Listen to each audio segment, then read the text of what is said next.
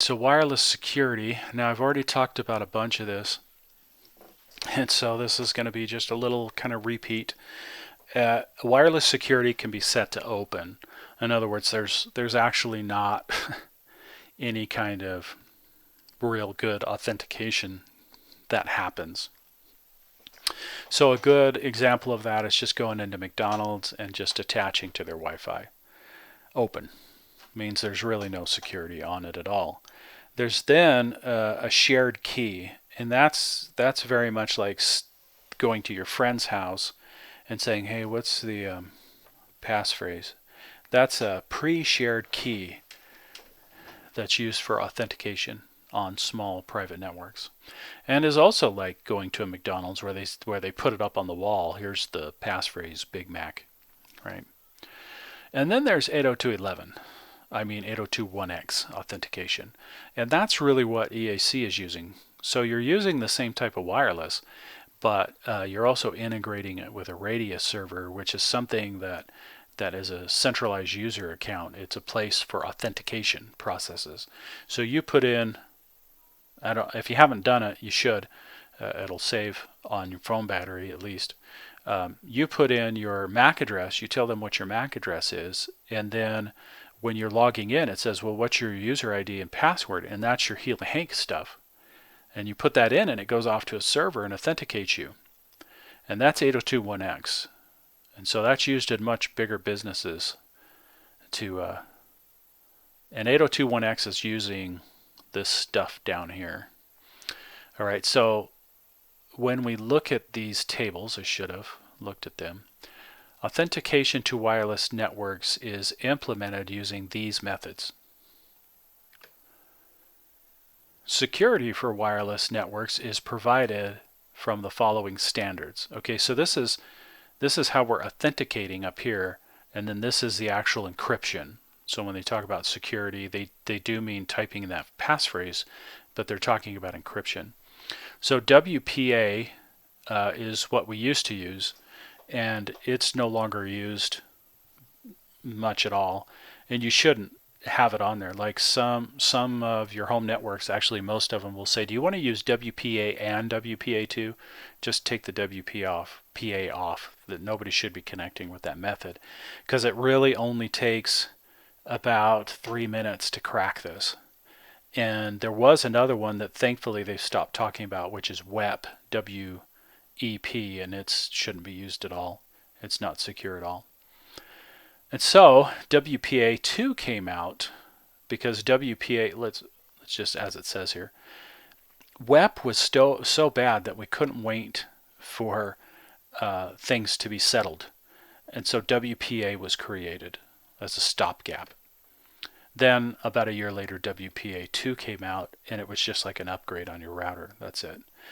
And WPA2 does a couple of things. It can actually support 802.1x, which is what you're using at EA, or WPA Personal, which is what you use at home. And we've already talked about that. And it encrypts everything. So the difference between your open network and then using these security methods is that it is encrypted. Nobody can just see what you're doing. Where at a McDonald's, they can. You just connect to the open network and you see what you're doing. So I mentioned before that when you set stuff up, you need to go all the way through the process, because a lot of times people do not change their default name and password. And we can go right on the internet now and say, I need default Wi-Fi password Linksys.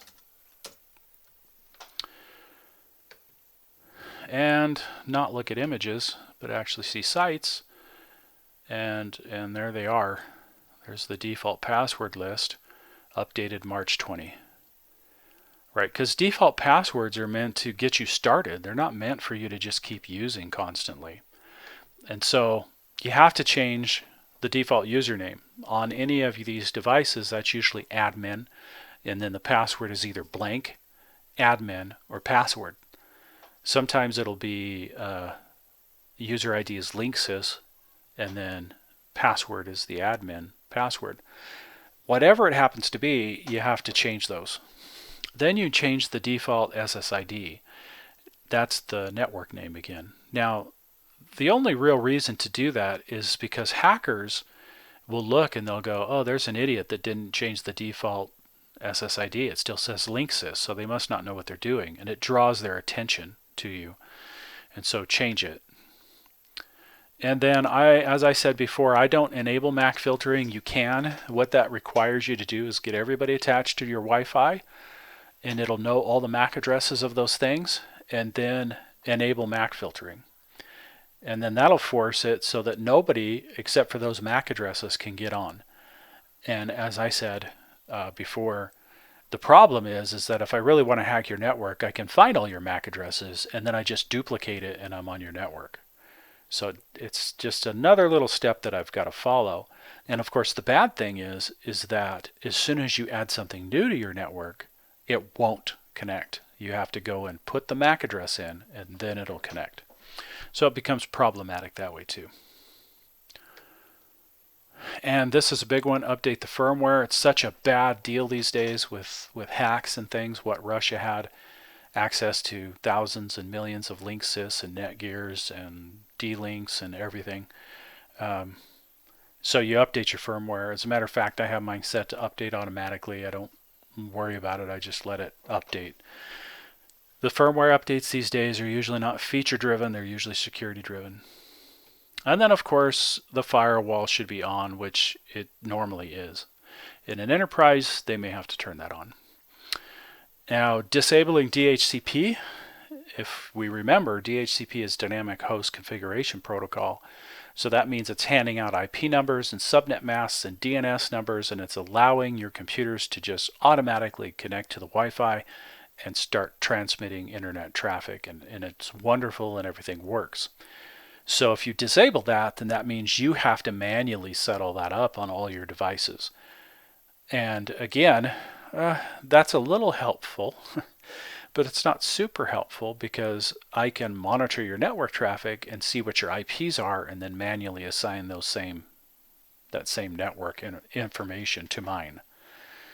So that's also not a very good idea. In other words, what I'm saying is, yes, it is more secure, but it causes you so much hassle that it's probably not a good thing to do. And then last thing, which is really cool, geofencing. That requires a user to be in a physical location by using virtual boundaries or fences. And that can add another layer of security to your network. Now that's not really currently available for even the mid-range to mid-high stuff. You got to get the really high-end stuff for that. But geofencing is basically it understands geographically where it is. And then you can set a perimeter so that basically unless they're right next to your house, they can't get on the network. It just won't let them. Not because they can't pick up the Wi-Fi signal, but because they're not geographically in the right place.